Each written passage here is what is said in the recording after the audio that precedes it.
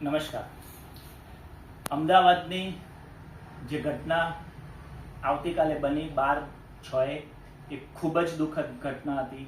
અમદાવાદમાં જે વિમાન ક્રેશ થયું એ દુર્ઘટનામાં આપણા 242થી વધારે લોકોએ એમાં જીવ ગુમાવ્યો છે. એ વાત સાંભળતા જ હજુ પણ વેદનાઓ શાંત થતી નથી.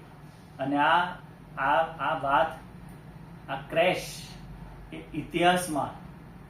ઇતિહાસમાં યાદ રહેશે એવી ભયંકર દુર્ઘટના થઈ છે. આ દુર્ઘટનામાં પૂર્વ મુખ્યમંત્રી વિજયભાઈ રૂપાણી, જેમને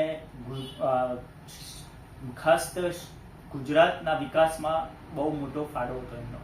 અને સ્ટેચ્યુ ઓફ યુનિટીની વાત કરું તો સ્ટેચ્યુ ઓફ યુનિટીમાં એમનું દૂરદેશી વિઝન જ્યારે 2018માં એનું ઇનોગ્રેશન થયું, એનું ઉદ્ઘાટન થયું, ત્યારે મુખ્યમંત્રી તરીકેની ફરજ નિભાવતા 2018-19માં એમને દૂરદેશી વિઝનથી આજે સ્ટેચ્યુ ઓફ યુનિટીમાં જે કાર્ય કર્યું છે એ પણ સદીઓ સુધી એનું નામ રહેશે. અને વિજયભાઈ રૂપાણી અને સાથે સાથે જે વિમાન દુર્ઘટના, પ્લેન દુર્ઘટનામાં જે આપણે સ્વજનો ગુમાયા છે, આપણા ગુમાયા છે, એ લોકો માટે મારી એક ટ્રિબ્યુટ છે, શ્રદ્ધાંજલિ છે.